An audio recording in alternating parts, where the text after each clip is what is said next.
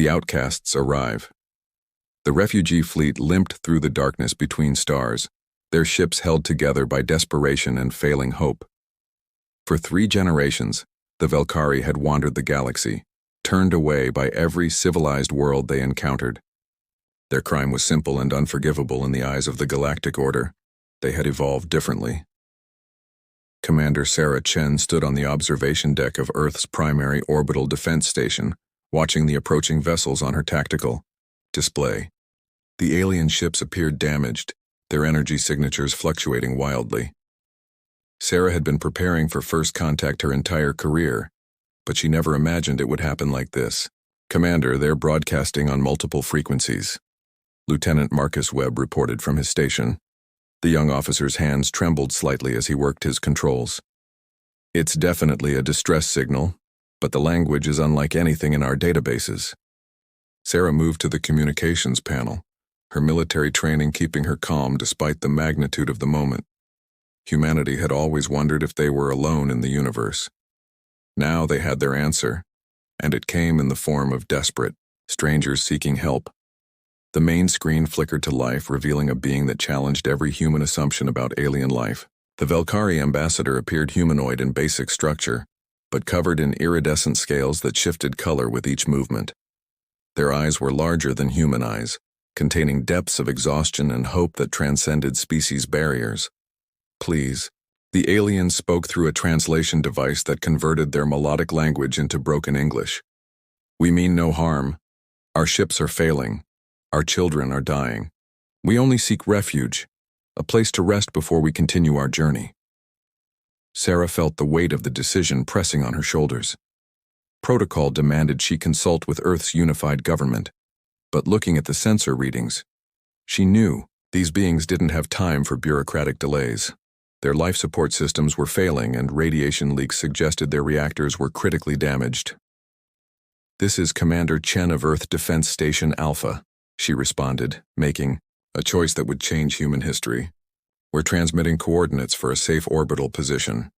Maintain your distance until we can assess your needs and intentions." The relief on the alien's face was unmistakable, even across species lines. "Thank you, Commander Chen. I am Zalara, speaker for the Velkari remnant. We have traveled for so long, been rejected by so many. Your kindness is unexpected." Over the next hours, Sarah coordinated with Earth's leadership, while medical teams prepared for potential alien casualties. President James Morrison convened an emergency session of the Global Council, and debates raged across every communication channel. Some voices called for caution, others for isolation, but Sarah noticed something remarkable happening among ordinary people. The live feeds from Earth showed spontaneous gatherings in major cities. People held signs reading, "Welcome to Earth," and "Refugees are refugees, human or not." The reaction surprised even Sarah, who had expected more fear and xenophobia. Perhaps humanity's own history of displacement and migration had prepared them for this moment. Dr. Elena Vasquez, Earth's leading xenobiologist, arrived at the station within hours. She practically vibrated with excitement as she reviewed the preliminary scans of the Velkari biology. "Commander, this is remarkable. They're carbon-based, oxygen-breathing, with biological systems surprisingly compatible with Earth conditions. We can help them." Sarah authorized the first direct contact mission, leading a small team aboard a shuttle to the largest Velkari vessel. The airlock cycle seemed to take forever, each second stretching as humanity prepared to step into a larger universe. When the doors finally opened, Sarah found herself face to face with a crowd of alien refugees who looked at her with expressions she recognized all too well: hope, mixed with fear of another rejection. The ship's interior told a story of prolonged hardship. Makeshift repairs covered damaged bulkheads, and the air carried the metallic tang of recycled atmosphere pushed beyond its limits. Velkari of all ages huddled in cramped spaces, their scales dulled from malnutrition. Children, smaller versions with brighter scales, peered at the humans from behind their parents. Zalara led them through the ship, explaining their situation with dignity despite their circumstances. "We were once a proud civilization on our homeworld of Velkar. We developed technology, art, and philosophy, but we committed an unforgivable sin in the eyes of the galactic order. We develop telepathic abilities through natural evolution. Sarah stopped walking, surprised by the revelation. Telepathy? You can read minds? Not in the way your entertainment media depicts, Solara clarified with what might have been a sad smile. We can sense emotions, share feelings, understand intent beyond words. To the galactic order, this made us dangerous, unpredictable. They claimed we would destabilize their carefully ordered society. Lieutenant Webb, who had accompanied the mission, asked the question on everyone's mind. So, they exiled your entire species for a genetic trait you couldn't control? The order values conformity above all else, Solara explained. Species must fit within predetermined categories. Those who deviate are either forcibly modified or cast out. We chose exile over losing what makes us who we are. The tour continued to the ship's medical bay, where Dr. Vasquez immediately began working with Velkari healers to treat the most critical cases. The human doctor's eyes widened as she witnessed their biomedical technology, which was both advanced and primitive compared to Earth's approaches. The Velkari had developed organic healing methods that seemed almost magical, while lacking basic surgical techniques humans had perfected centuries ago. Sarah watched Dr. Vasquez work alongside a Velkari healer named Taimon, their different approaches, complementing each other perfectly. A young Velkari child with a broken limb received treatment using a combination of Earth antibiotics and Velkari regenerative compounds. The child's scales brightened visibly as the pain faded, and she reached out to touch Sarah's hand in what was clearly a gesture of gratitude. "Commander," Solara said quietly, standing beside her, "I must be honest with you. The Galactic Order will not approve of you helping us. They have strict laws about uncontacted species like yours. By taking us in, Earth risks drawing their attention and potentially their enforcement."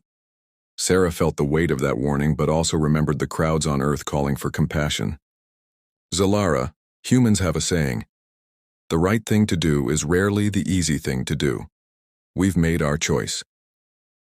Back on Earth, President Morrison addressed the planet via global broadcast. His words would be remembered as a defining moment in human history. Today we learned we are not alone in the universe. We also learned that the galaxy can be a cruel place for those who are different. The Velkari have asked for our help, and I believe our response will define what kind of species we choose to be. I propose we offer them sanctuary, not as permanent refugees but as neighbors and potential friends. The response was not unanimous, but it was overwhelmingly positive. Cities across Earth began preparing refugee centers. Scientists eagerly volunteered to work on adapting Earth technology for Velkari needs, and ordinary citizens donated resources for the relief effort. Marcus Webb spent time with younger Velkari, learning about their culture through broken translations and enthusiastic gestures.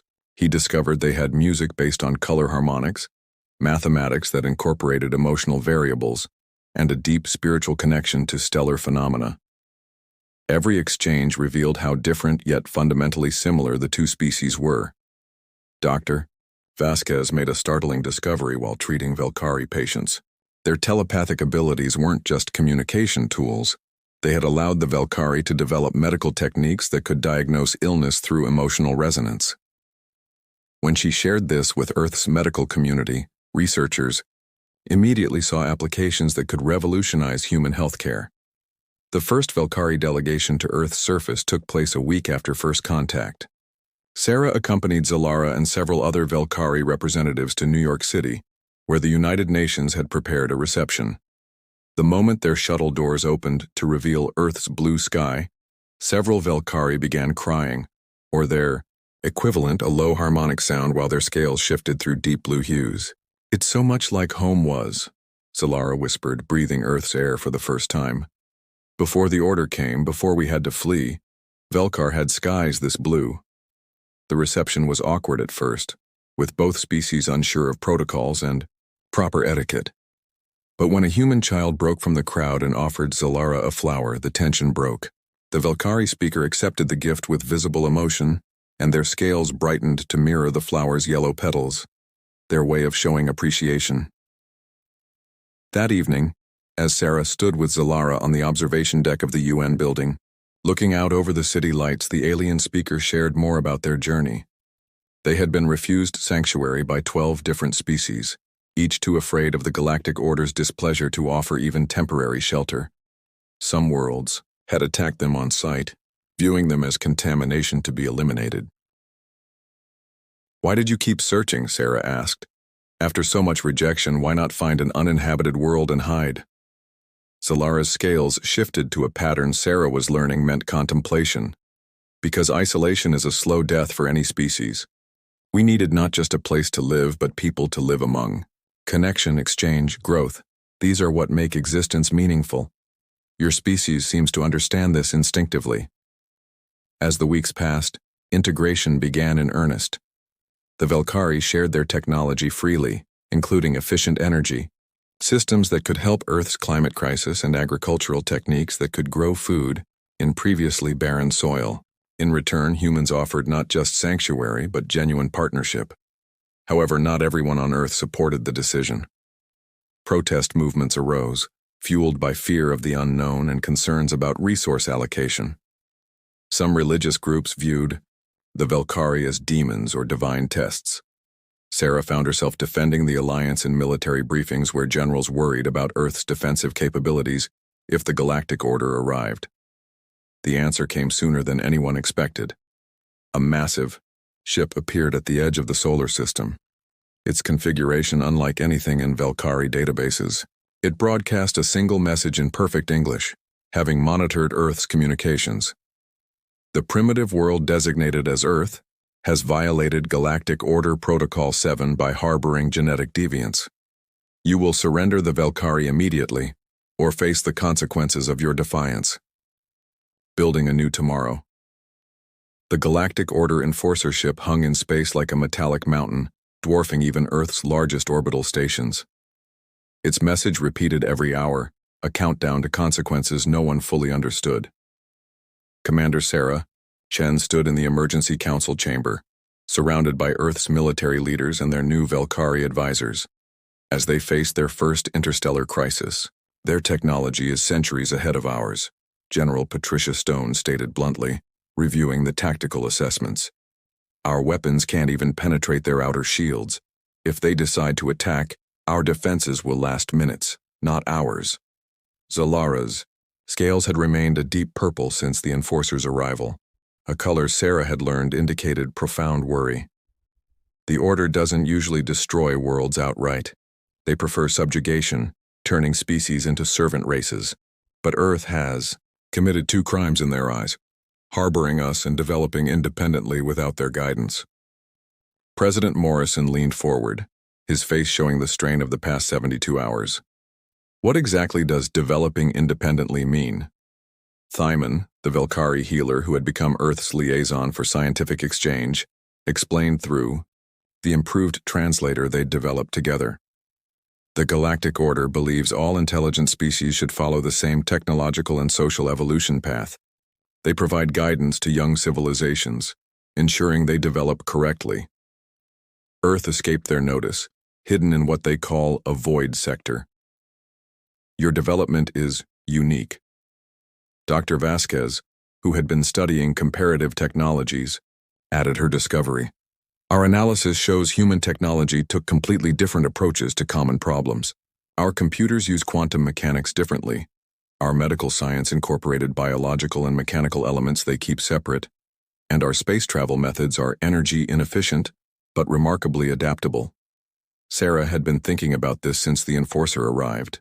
They expect us to think like them, fight like them. But what if that's our advantage? "Zalara, you said your people were exiled for being different. We developed in isolation, making us different too. Maybe together, our differences are our strength." Marcus Webb, now heading the joint Human-Velkari communications team, had been working on something. "Commander, we've been analyzing their ship's emissions. The Velkari's emotional resonance abilities can detect something interesting. The Enforcer ship has a crew of only about 50 beings, all from the same species. They rely heavily on automation and predictable protocols." A young Velkari engineer named Quell had been quiet until now but suddenly stood, their scales brightening with excitement. The Order's great weakness is their rigidity.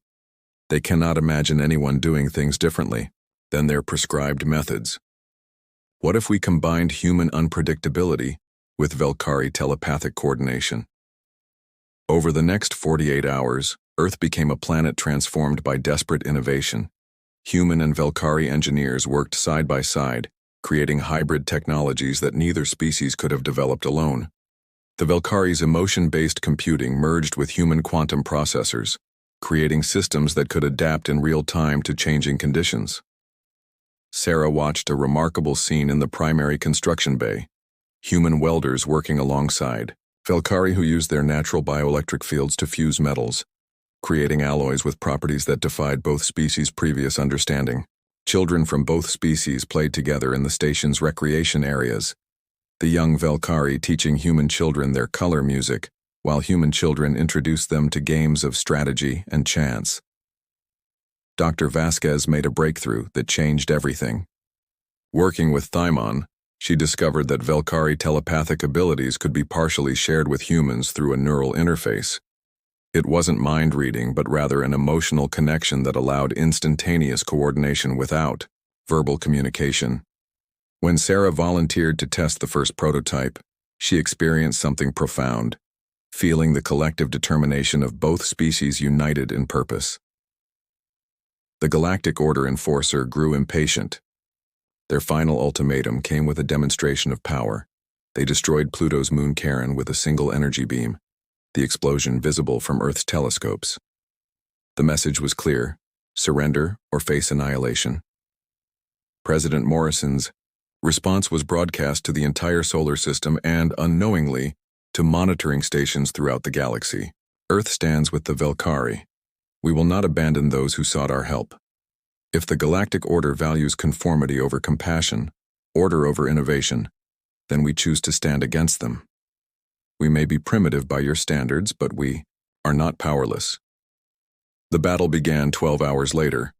The Enforcer ship moved toward Earth with leisurely confidence, its shields deflecting the nuclear missiles and energy weapons Earth fired in desperate defense. But then something unexpected happened. Small craft began emerging from Earth's orbital stations, hybrid fighters using Velkari biometal that could reform after taking damage, and human pilots using neural interfaces to coordinate like a single organism. Sarah led the first squadron, feeling the emotional presence of her wingmates through the Velkari-designed interface. When the Enforcer fired its main weapon, the fighters scattered in a pattern that seemed random, but was actually coordinated through shared instinct. They regrouped instantly, attacking from angles the Order's tactical computers hadn't predicted. Marcus, Webb had discovered something crucial in the Order's communications. They used rigid encryption that assumed logical progression. Human hackers, working with Velkari pattern readers, found ways to inject chaos into their systems. Not enough to disable them, but sufficient to cause confusion and delays in their automated responses. The real surprise came from the civilians. Earth's population hadn't sat idle during the preparation. Artists created sonic weapons based on Velkari color harmonics that disrupted the Enforcer's sensor arrays. Athletes in orbital stations used modified sporting equipment as improvised kinetic weapons. Even children contributed, with young programmers creating virus programs that thought like games rather than logical attacks. The Enforcer commander finally appeared on screen, a tall being with crystalline features showing what might have been surprise. Your resistance is illogical. You cannot win. The Order has thousands of ships. Sarah, speaking for both species, responded while directing her squadron through another attack run. Maybe we can't win today, but we can make victory so costly that you'll think twice about attacking others who are different, and we can show the galaxy that the Order isn't invincible. The battle raged for 18 hours. Earth lost 30% of its orbital defenses and over 1,000 brave souls from both species. But the Enforcer ship, designed to intimidate primitive worlds into submission, found itself genuinely struggling against the chaotic creativity of the human Velkari alliance. The turning point came when Zalara revealed a secret the Velkari had, hidden even from their new allies. We have one chance, they told Sarah during a brief respite. Our telepathic abilities can do more than communicate. With enough of us working together, we can project our emotions outward, make others feel what we feel. Sarah understood immediately. You want to make them feel empathy. The order suppresses emotion in favor of logic, but they still have the capacity to feel. They've just forgotten how. If we can remind them, make them experience what it means to be rejected, to be afraid, to hope despite hopelessness. It was a desperate plan, but Earth had been built on desperate plans. Every Valkyrie on Earth and in orbit joined their minds, supported by humans wearing neural interfaces. Together, they projected their combined experiences outward, the fear of exile, the joy of acceptance, the determination to protect their new home, the love growing between two species that should never have met. The enforcer ship suddenly stopped, firing. On the communication screen, the crystalline commander stood motionless, their features shifting in ways that suggested internal conflict. Behind them, their crew seemed equally affected, some reaching out to touch each other as if remembering what connection meant. The commander struggled with words, concepts that had been suppressed for generations. I had forgotten. We all had forgotten what it was like before the order's conditioning. You've shown us something we lost. The ship began to retreat, but not before sending an encrypted message to Sarah's personal communicator. The order will come in force. You have perhaps 1 Earth year to prepare, but know this, you are not alone. There are others in the galaxy who remember what we've forgotten. Find them. As the enforcer disappeared into hyperspace, Earth and the Valkyrie celebrated not a victory, but a reprieve. They had proved something important. Different species working together could achieve what neither could alone. The integration accelerated, with Valkyrie settlements being established on Earth while humans began training to crew hybrid ships that would explore the stars. Sarah stood with Zalara in the observation deck, where they'd first met, watching Earth turn below them.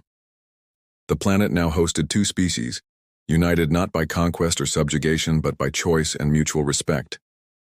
Your people took an enormous risk for us, Zalara said, their scales showing the warm gold of deep gratitude. The Order will not forget this defiance. Sarah smiled, feeling through the neural link the determination radiating from both human and Valkyrie minds across the planet. Neither will the galaxy. We've shown them something new, that the outcasts, the different, the rejected can stand together and create something stronger than conformity could ever achieve. Dr. Vasquez interrupted their moment with exciting news. The combination of human and Valkyrie technology had yielded an unexpected breakthrough, a way to detect other hidden civilizations that had escaped the Order's notice. The scan revealed dozens of signals from systems the Order had declared empty, each potentially representing another species developing in unique ways. President Morrison announced Earth's new mission to both species. We will find these hidden worlds.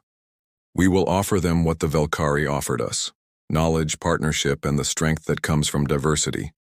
The Galactic Order believes in one path for all. We believe in many paths, side by side. The Valkyrie children who had arrived sick and scared now played in Earth's parks, their scales bright with health and happiness. Human children learned alongside them, the 2 species growing up together in a way that would have been impossible under the Order's rigid structure. These children would inherit not one world, but the promise of many, united not by force, but by the simple recognition that difference was not a weakness to be eliminated, but a strength to be celebrated. Marcus Webb, promoted to Ambassador for Interspecies Relations, worked with Quell to design the first truly hybrid starship. It would carry both species to the stars, not as conquerors or enforcers, but as explorers and friends to those who had been hiding in the galaxy's shadows. As the sun set over Earth's horizon, casting its light on 2 species working side by side, Sarah received reports from around the planet. Cities were being redesigned to accommodate both human and Valkyrie needs. Universities were combining knowledge systems that had developed independently for millennia. Art galleries displayed human paintings alongside Valkyrie color symphonies, creating experiences neither species could have imagined alone. The story of Earth and the Valkyrie spread through hidden channels across the galaxy, carried by traitors and rebels who operated outside the Order's control. It became a legend, then a rallying cry, the primitive world that said yes when everyone else said no, the refugees who found home among strangers, and together, they lit a spark that would eventually transform the galaxy itself. The Order would return as the Enforcer Commander had warned. But they would find not a primitive world and desperate refugees, but a united people who had learned that strength came not from conformity, but from the courage to be different, together. The stars that had once rejected the Valkyrie now watched as Earth became a beacon of hope for every species that had been told they didn't belong. In the end, the greatest discovery wasn't that humanity wasn't alone in the universe, but that being different didn't mean being alone anymore. Earth had opened its doors to the rejected and in doing so, had found its purpose among the stars, to be the home for those who had no home, the voice for those who had been silenced, and the proof that diversity, not conformity, was the path to a greater tomorrow.